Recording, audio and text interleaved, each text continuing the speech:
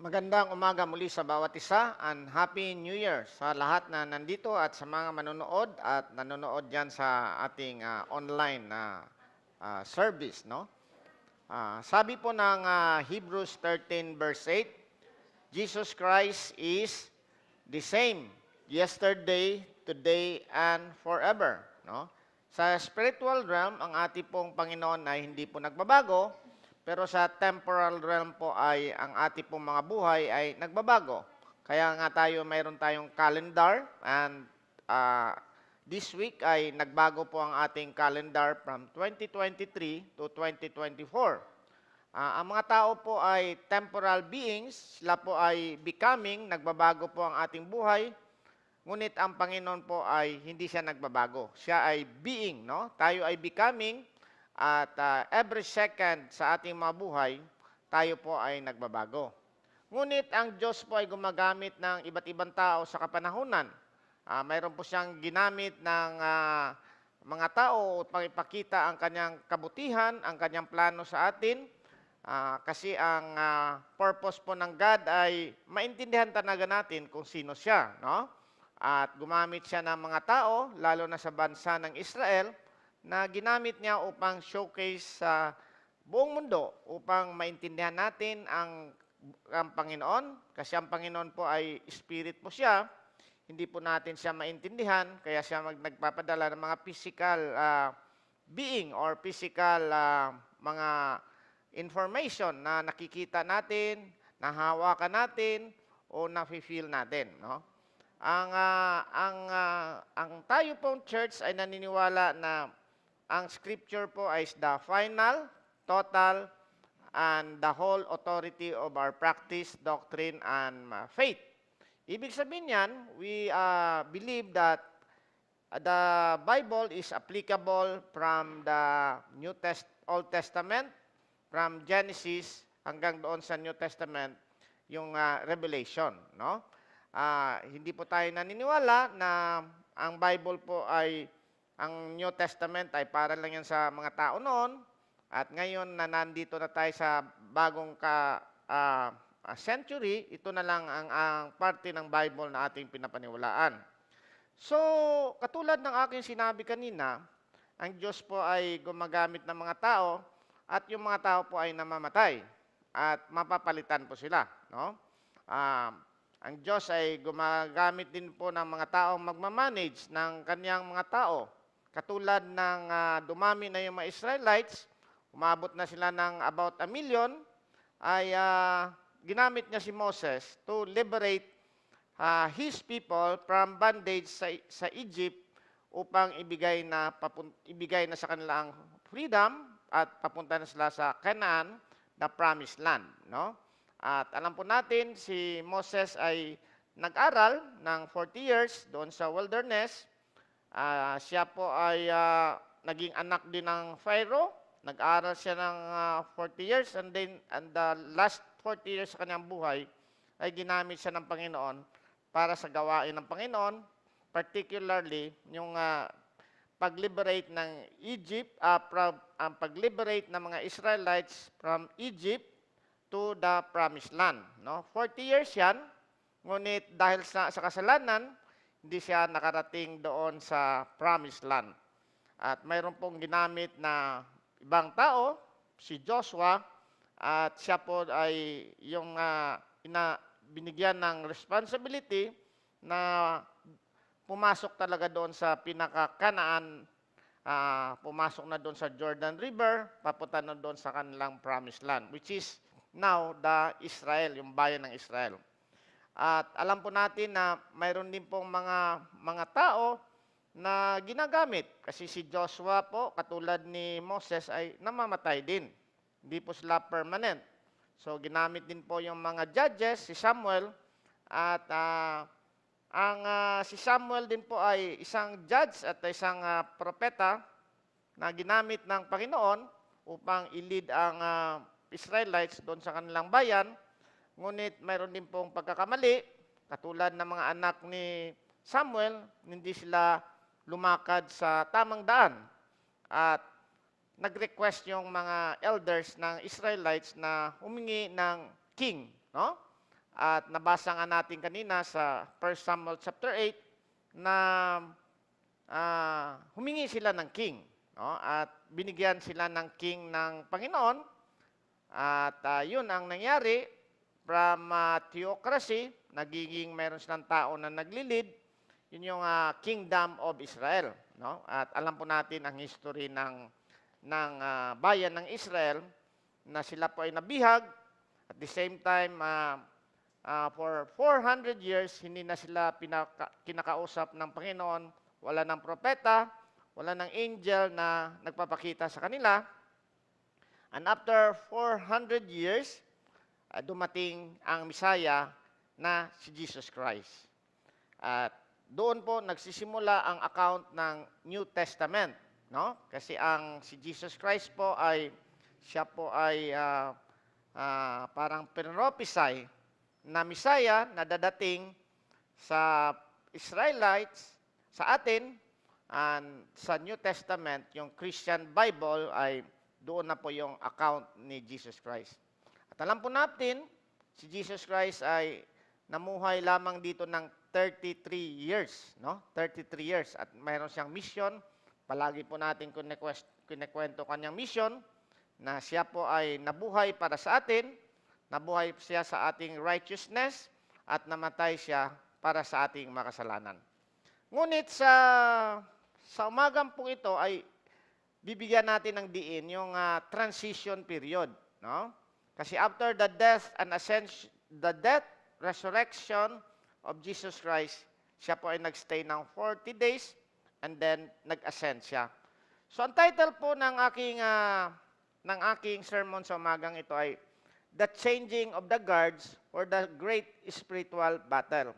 At ang ating pong foundation na verses ay ang Acts chapter 1 verse 1 to 26. No? Ito po yung the Acts of the Apostles.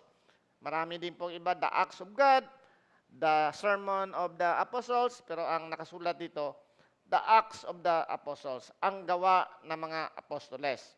So, nabasa na po natin ang account ng 1 to 26 at bakit natin binasa yung buong 126 para po makarelate kayo sa ating pundasyon sa ating pag-uusapan ngayon, no? So, tayo muna ay manalangin para sa Panginoon, no? Sa gabay ng Panginoon. Let us all stand up and let us pray. Panginoong Diyos naming Ama, Lord, kami Lord ay nandito, nagpapasalamat sa bagong taon na binigay mo sa amin. Alam po namin Lord na ikaw ay walang period o ikaw ay hindi time-bounded kasi ikaw ay Diyos, ngunit kami Lord ay mayroong time at gumagamit ka po ng mga tao upang ma-manage o maipagawa mo po Lord ang iyong gawain sa amin Lord. Lord, kami ay nananalangin na gabayan mo kami sa aming 2024 na gawain, maging aming mga plano sa pagpapahayag ng mga salita at ikaw din po Lord ang magabay sa amin, bigyan mo kami ng wisdom upang magawa namin ito. At ganoon din po sa aming pag-aaral o pakikinig ng salita, i-bless mo rin kami, Lord. Salamat muli, Lord, at dalangin namin to in Jesus' name. Amen. So, ang changing of the guard ay isang terminology na magpapalit na ng mga tao. Kasi sa Buckingham Palace, mayroon yung ceremony na nag-change yung mga guard doon sa palasyo. Pero ang sabi talaga yan, yung meaning yan talaga ng phrase na the changing of the guards ay parang nagpapalit ng mga tao, no? Mga tao upang maipahayag or ma-manage po ang isang gawain, no? So, kailangan nating maintindihan na ang mga tao ay hindi yan siya permanent. Mayroong mga tao na gagamitin upang mapagpatuloy ang mga gawain ng Panginoon sa kanyang plano sa atin bago siya dumating sa ating mga buhay, no? At although tayo nananalangin na babalik pa yung Panginoon, pero hindi natin alam kung ano ang plano ng Panginoon kasi sabi nga niya, ang Diyos ay ano yan siya yung parang long suffering, no? Kasi marami pong nangangantsaw na saan na yung Diyos nyo na akala namin babalik na siya. Pero sabi nga ni Peter, long suffering yan siya, inano pa niya ng mga tao na magsisi.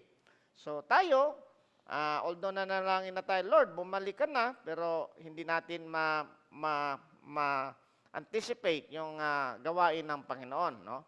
So, titingnan natin ang accounts ng the Acts of the Apostle, kaya ginagamit ako ng the 3 W's, yung tatlong W, upang madali nyo pong matandaan ang ang ibig sabihin ng ating pag-uusapan ngayon. The 3 W's, right, wait, whole theme of the Acts chapter 1, what can we learn from the first century church? Ang una po na ating pag-uusapan ay they write, teach, and they disseminated the foundations of their faith. Sa atin din po, kailangan natin mag-write, mag-teach, and disseminate or spread the foundations of our faith. Number 2 na dapat nating matutunan doon sa first century church ay you have to wait. We have to wait, we have to pray, and know the will of the Lord. No? And number 3 na ating pag-usapan, whole team approach or dapat involve ang lahat, and we will use the plurality of eldership. Ipapaliwanag po natin yan mamaya sa ating pagbabahagi ng salita ng Diyos. Unang-una po, bakit ko nasabing you have to write, no? Kasi dito po ang author po ng the Acts of the Apostles ay most likely si Luke, kasi siya yung gumagamit din po ng parehong sentence nung nisilulat ni Luke, yung kanyang the gospel books sa Lucas chapter 1 verse 3. Ganito po ang nakasulat doon sa Lucas chapter 1 verse 3.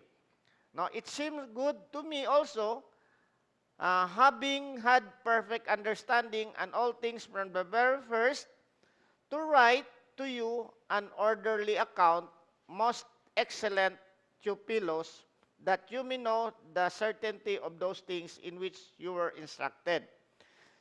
So makita natin na most likely si Luke po ang sumulat ng Acts kasi ito yung ginamit niya. Sumulat siya kay Theophilus na probably isang malaking tao sa kanilang kapanahunan, kasi sabi niya dito sa verse 1 ng Acts, the former account I made, O Theophilus, of all that Jesus began both to do and to teach until the day in which we have taken up, after through the Holy Spirit had given commandments to the apostles whom he had chosen, to whom he also presented himself alive after suffering by many infallible proofs, being seen by them during 40 days, and speaking of the things pertaining to the kingdom of God.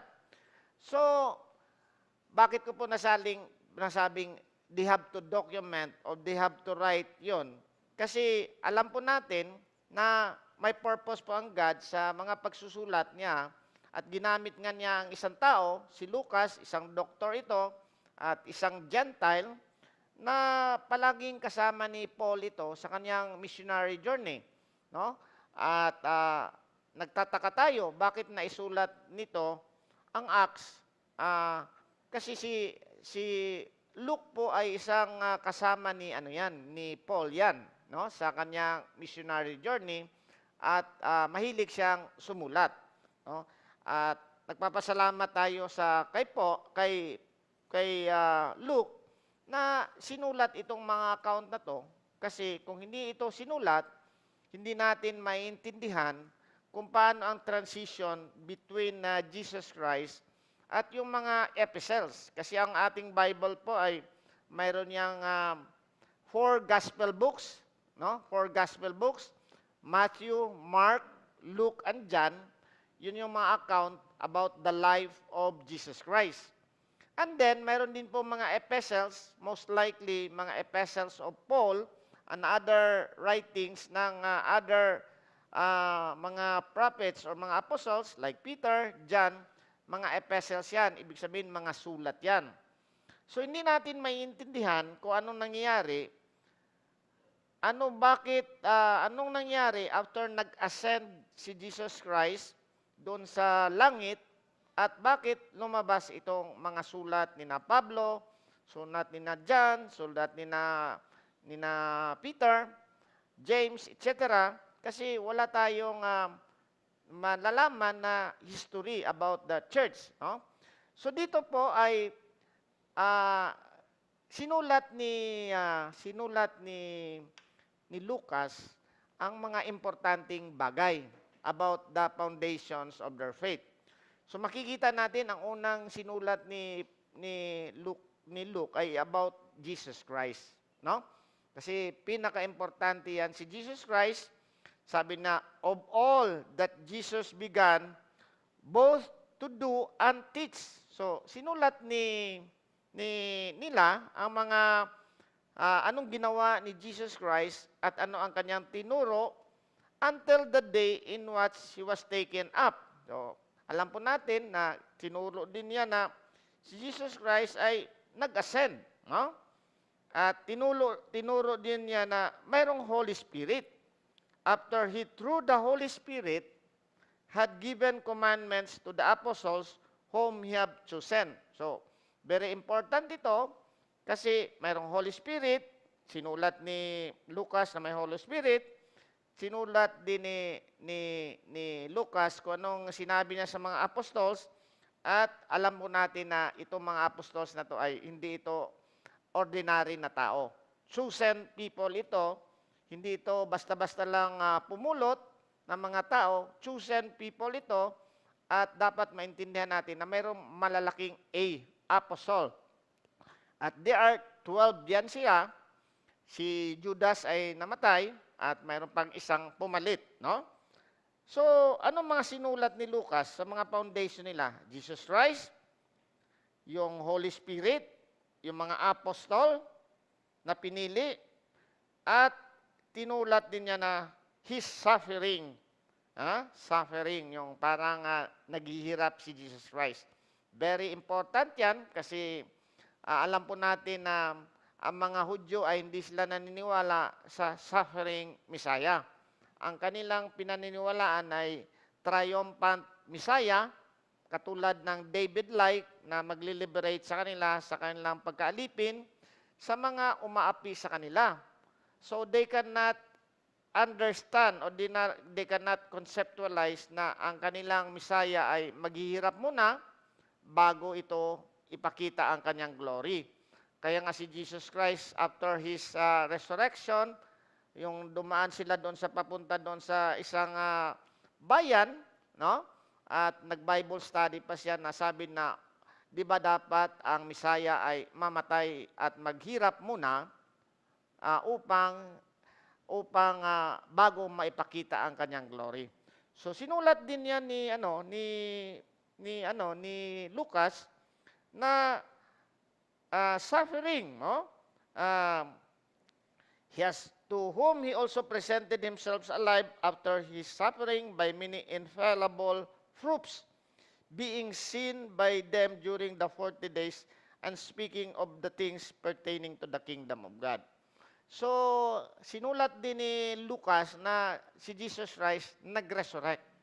Nag-resurrect at nakita nila after the resurrection 40 days. So, alam po natin, si Jesus Christ, after his resurrection, nagstay pa siya ng 40 days kasi marami pang gusto niyang ituro o i-validate na talaga siya ang Diyos na nag-resurrect. No? Ano pa mga tinuro ni Lucas? No? And being assembled together with them, he commanded them not to depart from Jerusalem, but to wait for the promise of the Father. So, bago natin titingnan yung pinaka-instruction talaga ng Panginoon, titingnan pa natin yung mga tinuro ng sinulat ni Lucas dito. No? Di ba sinabi ko na about Jesus Christ, his life, his suffering, tapos yung Holy Spirit, yung command niya sa mga apostles na pinili, at mayroon din po ditong ascension, no? Sabi dito sa verse 9. Now, when he had spoken these things, while they watched, he was taken up, and a cloud received him out of their sight. And while they looked steadfastly after heaven, as he went up, behold, two men stood by them in white apparel. No? nakita natin very specific yung account ni Jesus Christ na umakyat si Jesus Christ papunta sa langit. Wala pong ibang tao na nag-ascend na ganitong kaparaanan. No? Ang iba, speculation lang yan. Si Elijah, kinuha ng yung chariots of fire at mayroon pang isa na nawala din. Pero aside from that, walang mga tao na nagsulat na mga nag-ascend. So if somebody would tell us na itong tao na to nag-ascend, ganon, ay hindi yan biblical. Parang mga ano lang yan, perception. Kaya tinuro talaga ni Lucas dito na nag-ascend. In fact, doon sa Lucas din ng Gospel of Lucas, nandun din sila sa Olive Mountain, nag-ascend din doon si Jesus Christ. So parang pareho lang din yung ano dito, no? At nakita natin dito na tumaas talaga, no? Tumaas. Kasi bakit tumaas? Kasi tumingin sila ng ganon, umakyat ang Panginoon, no? Bakit ko nasabing tumingin talaga? Kasi malinaw dito. Verse 10. And while they looked steadfastly toward heaven. So ang heaven, nasa taas. Tagalo sila. As he went up, no? Behold, two men stood by them in white apparel. At sabi ng mga men ng angels, probably ito, kasi ang angel po ay parang nagpapakita siya in the form of man, no? At naka-white apparel. Ibig sabihin, nandun yung glory, no? Shekinah glory ng Panginoon. Who also said, Men of Galilee, why do you stand gazing up into heaven? So, nakaganon. Ano? Sabi na, the same Jesus who was taken up from you into heaven will so come in like manner as you saw him go into heaven. So, si Jesus Christ, nakita ng mga apostol na umaangat at nawala doon sa Shekinah clouds. No? Yung Shekinah clouds, yun yung parang glory ng, kaya marami tayong mga pictures na parang maliwanag, no? Shekinah, S-H-E-K-I-N-A-H. Yung Shekinah kasi isa parang ano yan parang the dwelling of the glory of God, no? Nakita nila kaya nga minsan sa ating mga pictures, nakita natin yung mga pictures na umaangat tapos nandoon yung parang clouds na glory of clouds. Shekinah cloud. Kasi yung konsepto ng Shekinah ay ano yan the glory of God dwells, Shakan, no? Sa Hebrew kasi, Shakan, nagdwell.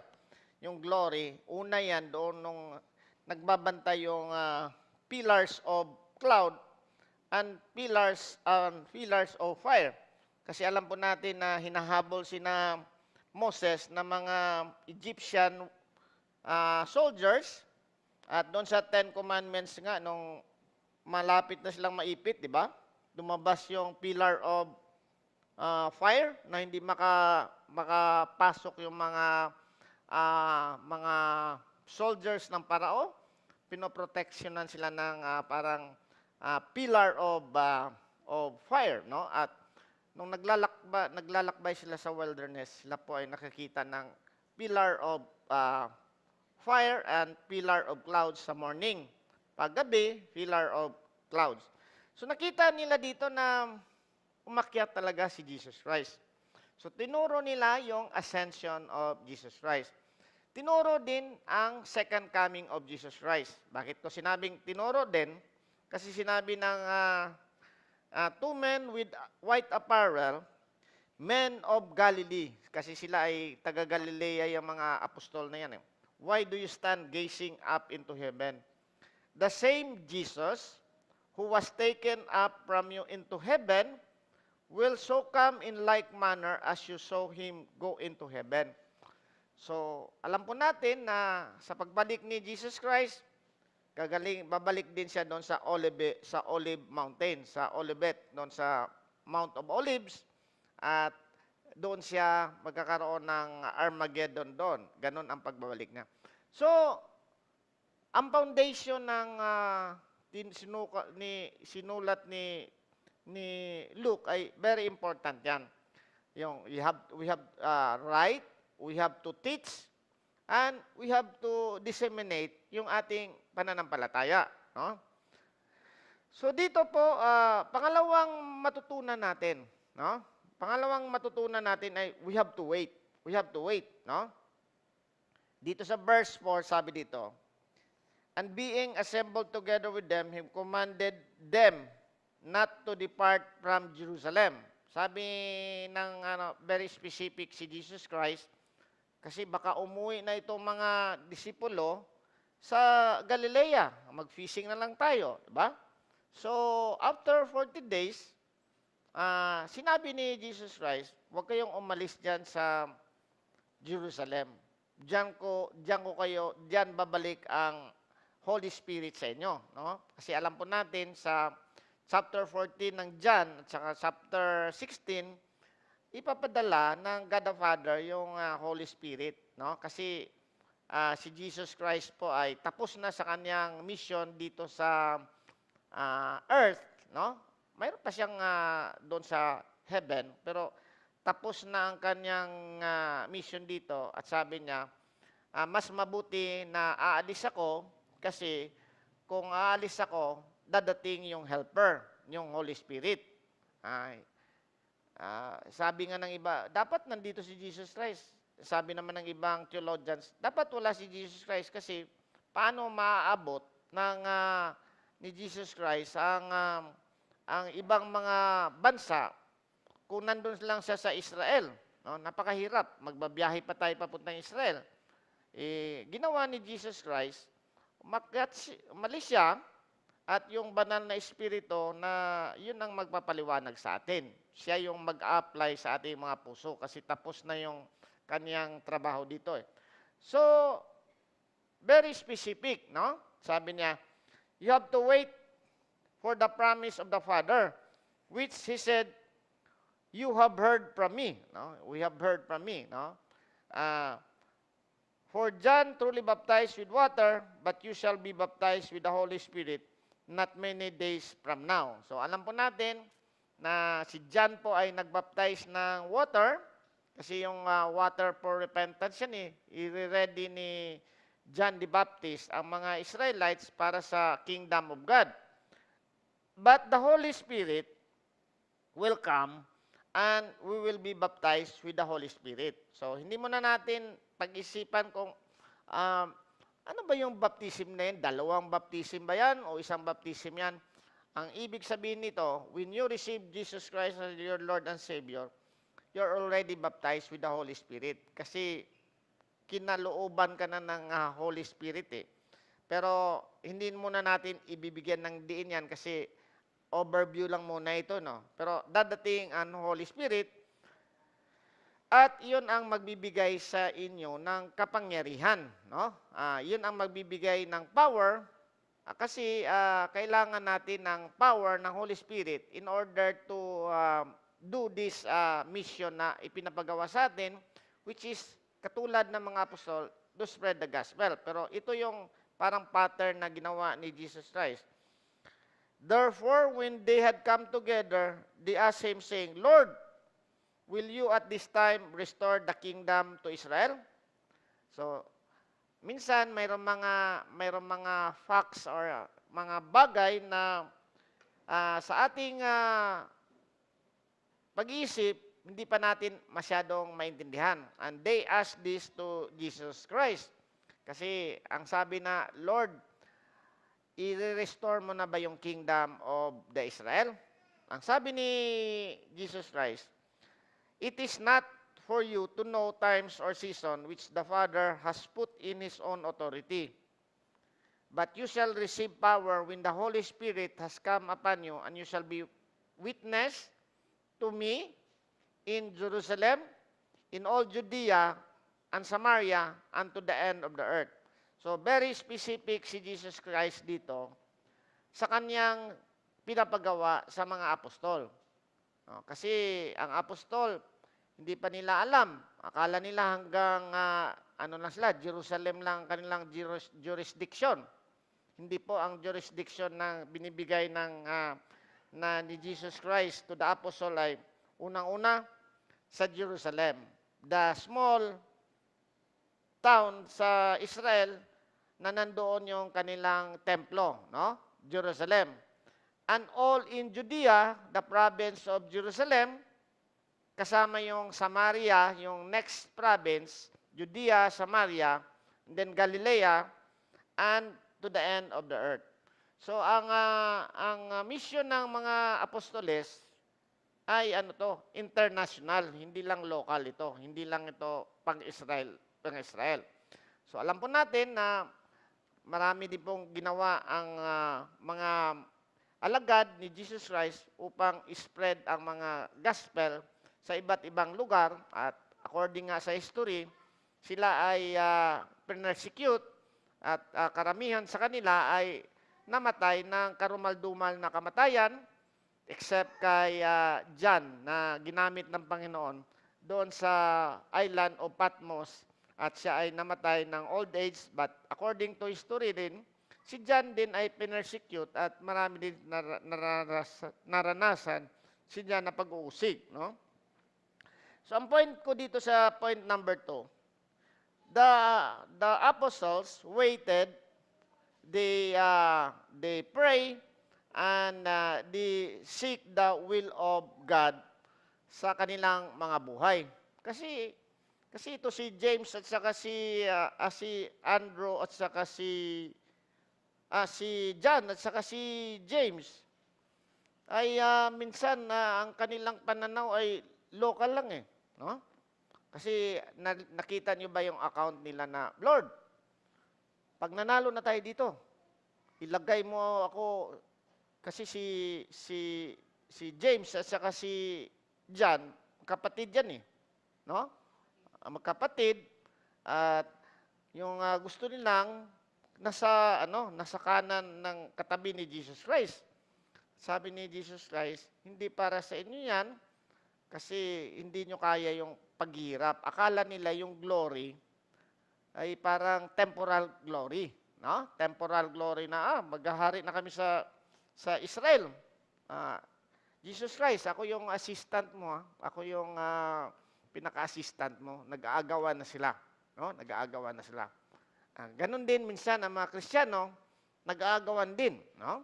Natandaan nyo ba yung meron tayong kandidato na Kristiyano? Pag nanalo daw ay ang mga Kristiyano daw ang papalit sa Malacanang. Sila na yung mga secretary, undersecretary. Hindi po ang ating pong purpose ay hindi po dyan, hindi po atay dyan. At marami pong nagdi-deceive. Kaya dapat sabihin nga ito po yung to spread the gospel, no? Ngayon, kailangan natin mag-wait, kailangan natin mag-pray. Kasi sila na nag-pray, no? Wait sila doon, hindi nila alam kung kailan dumating. Pero sabi na, tatayo mo na ba yung kingdom? Sabi ni Jesus Christ, hindi ko ipapaalam sa inyo yan, basta ang trabaho nyo, gagamitin ko kayong witness. You are my witnesses sa aking buhay. Walang pranami si Jesus Christ dito na gawin silang general, no? Witnesses sila.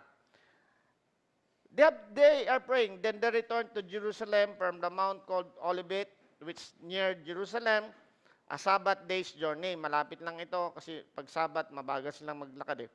And when they had entered, they went up into the upper room where they were staying. So, kailangan nilang magiging complete, no? Kaya nga sa sunod na natin, whole team, buong team, WHOLE, whole team, at kailangan na biblical din sila, no? Kasi sabi nga dito, in-account ni Luke, no? Sino mga nandun? Peter, James, John, and Andrew. Si Peter at saka si Andrew, magkapatid. Si James at saka si John, magkapatid. Mananagat. Philip and Thomas, Bartholomew and Matthew, James the son of Alphaeus, and Simon the Zealot, and Judas the son of James. No? Wala na dito si Judas Iscariot kasi namatay na. These this all continued with one accord. No? This and continued with one accord in prayer and supplication with the women and Mary, the mother of Jesus, and his children. Malinaw na malinaw ang pagka-account ni Luke. Nandun yung women. Mayroong mga babae nakasama doon sa upper room. Nandun si Mary, na mother of Jesus Christ, at nandun din po yung brother ni Jesus Christ. No? Kasi si Jesus Christ ay after nung nanganak na si Mary, ay nagkaanak ulit si Mary ng iba pang mga tao. No? So, malinaw na malinaw dito. No? Kaya nga magandang sinulat ni Luke talaga na with his brothers. No? Ngayon, kailangan nilang pag-aralan kung ano ba itong pinapagawa sa atin. Kumpleto na ba tayo or kulang pa tayo? No? And in those days, Peter stood up in the midst of the disciples. Si Peter kasi, para siya yung kung sa makor, mayroon pang makor, no? Kasi alam po natin, 12 yan sila, pero minsan, mayroon tatlong palaging present eh. Si Peter, si John, at saka si James, no? Si James. Palaging ano yan. So, ngayon, si Peter ang parang pinaka-spokesman dito, nagbabasa din ng Bible, no? Sabi ni Peter, although the number of names was about 120, so marami ding mga Kristiyano doon, 120, and said, men and brethren, this scripture had to be fulfilled, which the Holy Spirit spoke before the mouth of David concerning Judas, who became a guide to those who are arrested Jesus. For he was numbered with us and obtained a part of this ministry. So, hindi iniwan ni Peter, si Judas, kasi alam po niya, biblically, kasama si Peter doon at kailangan 12. Bakit 12? Kasi paano na makukulangan sila doon sa tribulations kung hindi ko kumpletuhin ni Peter ito. Kasi doon sa, mayroon, doon, 12 na parang mga foundations or something, no? Doors or foundation, na nakasulat yung mga pangalan ng mga apostles, no? So, kailangan magiging kumpleto ito, no? Sabi dito, now this man purchased a field, kunento niya si Judas, kung paano ito nangyari, and it became known to all those dwelling in Jerusalem na ito yung field, no? Yung Akel Dama. Dama kasi blood yan eh. So, alam po natin, may account pa sila about kay Judas. So, si Lucas ay parang very specific talaga sa kanyang pagsulat. No? At sabi nito na, for it is written in the book of Psalms, let his dwelling place be desolate, and let no one live in it, and let another take his place. So, doon sa 109 verse 8, Psalms, parang somebody should take the place of Judas. So, anong ginawa nila? No? Therefore, of these men who have accompanied us all the time, that the Lord went out among us, beginning from the baptism of John to that day when he has taken us up from us, one of these must become a witness with us of his resurrection. So, mayroon dalawang tao doon, si Joseph at si Mateas, na nakakita ng baptism at parang full account ni Jesus Christ. Full account ni Jesus Christ. Kasi ang apostol kasi dapat makita niya yung, ma-witness niya yung ginawa ni Jesus Christ. Kaya yung apostol ngayon na ginagamit ng iba, hindi po tunay na apostol yan na A, kasi hindi nila nakikita si Jesus Christ. Kasi yun nga ang requirement dito eh. Si Joseph at saka si Mateas, nakita nila yung baptism, nung sama-sama doon, at baptism, at the same time yung resurrection, particularly the resurrection. So ginawa nila, nag-propose sila, at nag-cast sila ng lots, no? At alam po nila, ang God talaga ang pumili kay Matias. My point is, may pattern ang Panginoon sa first century.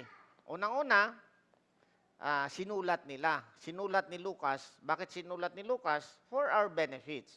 For our benefits na very specific siya kung ano yung mga foundation nila sa kanilang pananampalataya, particularly kay Jesus Christ. Tayo rin na gagawa ng mga decision making natin, dapat importante din na malaman natin yung ating pundasyon, no? Kasi kung wala tayong pundasyon, para tayong alon na toss back and pro, no?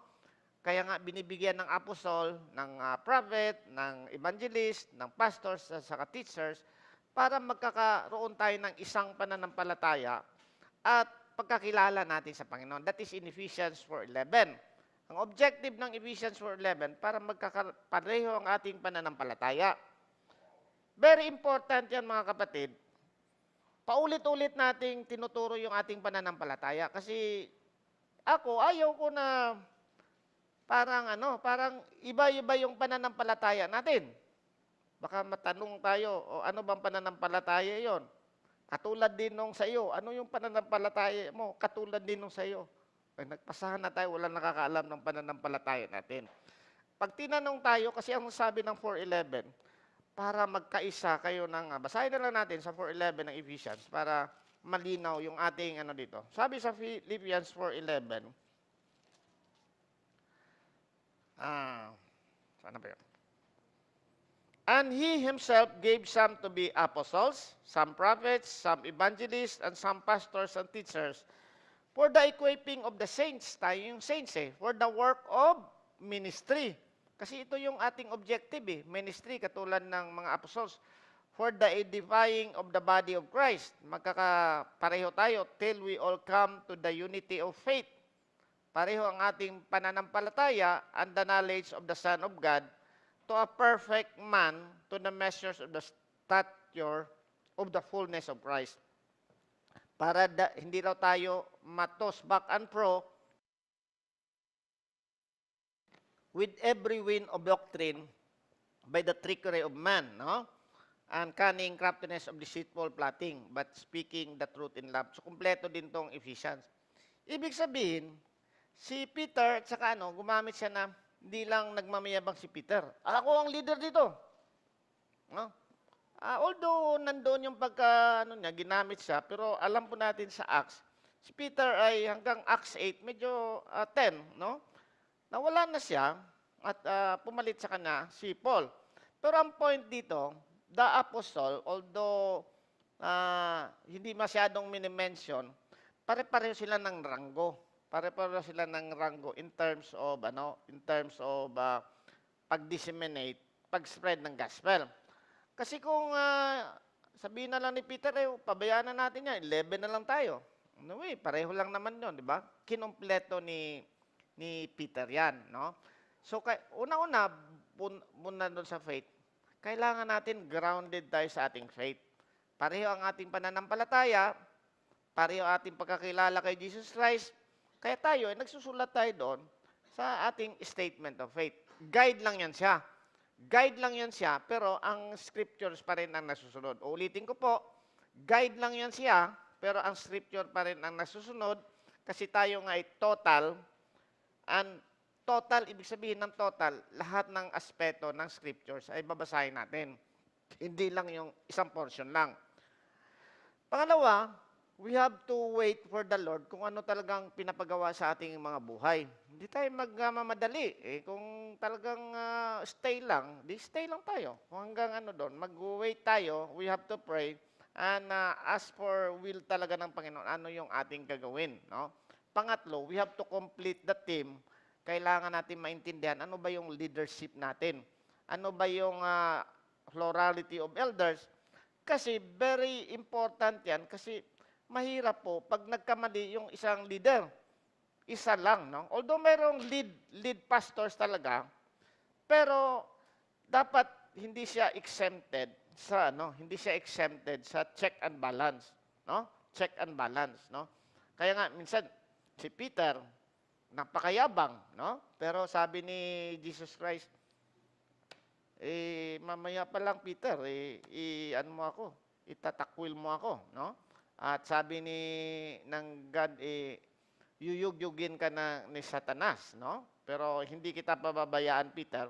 And if you will come back, kasi si Peter po, naalis na ano siya ni-restore lang siya ng John 21, no? Sa John 21, na nire-restore siya. In fact, kung titingnan mo nga si Peter yung bumaba doon sa apostol. Siya yung na gano'n pero binalik siya equal footing. Pareho lang sila. Ang point ko dito, we have to pray na maintindihan natin yung mga biblical aspeto ng Acts upang makita natin. Lastly, bilang footnote po dito sa aking sermon, kasi mahaba pa itong ating usapan nito sa ang Acts is just an account, historical account ito, kung ano nangyari sa kapanahunan ng church sa first century. Mahirap din kung magiging dogma ito or magiging doctrine natin ang isang pananaw dito, kaya we have to consider other pananaw din sa ibang aspeto ng Bible. Kasi mayroong iba, Acts lang kinilang kinukuha, hindi na nila binabasa yung iba. Dapat tayo ay mayroong Acts na portion para maipakita kung anong nangyayari ng mga first century churches. Pwede nating titingnan yan. Pero titingnan din natin ng aspeto sa ibang portion ng Bible. Halimbawa po, nung nagbigay ngayon si Ananias at saka si Sapphira, saka si Barnabas ng kanilang lupain, mahirap yan. Pag sabi ko, ibenta mo, Brother Ruel, yung lupain mo at bigay mo dito sa akin, ha? Kasi kung hindi ka ibibigay, katulad ni Ananias sa Sapphira, mamamatay kayo. Papatay na tayo doon. So, we have to be very careful na kung ano yung mga nangyayari sa first century ay, parang historical yan. Dapat masyado tayong dapat titingnan natin kung ano talaga yung kabuuan ng Bible about sa mga teachings dito. Pero dito lang muna, pinapakita lang muna natin sa Acts chapter 1 na mayroong foundation, sinulat ni Lucas kung ano nangyari sa first century church. They have to wait and know the will of God, and then they have the complete sets of people to do this one. 120 is enough, siguro. And then, merong men, merong lahat, at meron pong mga disciples din doon, our apostles doon. So, with our church, kasi wala tayong time, ang tao mayroong time frame, no? We have to pray for God kasi hindi naman tayo magsistay dito ng 100 years. Baka after 20 years, iba na ulit ang changing of the guard. So we have to pray for the changing of the guard na hindi tayo magkakamali sa ating mga doktrina. No? Mayabang tayo, hindi tayo nagpe-pray, kailangan scrutinize natin yung biblical aspeto, pray and then wait for God kung ano talagang pinapagawa for the greater purpose, which is to evangelize the Word of God, the Gospel. So we have to pray, mga kapatid, we have to be biblical, and kailangan natin manalangin talaga sa Panginoon. So let us stand and let us pray. Panginoong Diyos na aming Ama, Lord, kami ay muling nagpapasalamat sa 2024. Katulad ng iyong mga sinasabi sa Acts, ay mayroon ka pong ginagamit na mga tao kasi ikaw po, Lord, ay umalis na. Si Jesus, ikaw po na aming Panginoon ay umalis na at dito sa lupa at binigay mo ang banal na Espiritu to guide us. Lord, bless this church upang maintindihan po talaga namin ang pinapagawa mo sa amin at kami din po, Lord, ay mag-manage o magkaroon ng desire to do this one. Bless mo lahat din, Lord, ang buhay namin. Kung mayroon pa po dito, Lord, na hindi nakakaunawa, hindi pa po nakakaunawa ng gospel, hindi pa po sumuko sa iyo, ay i-bless mo rin po si Lord na maunawaan at tanggapin ka, Lord, bilang Panginoon at pagliligtas upang makasama po sa iyong mga tinawag upang ibahagi po ang ebanghelyo sa mga tao. Salamat muli, Lord, at dalangin namin to in Jesus' name. Amen.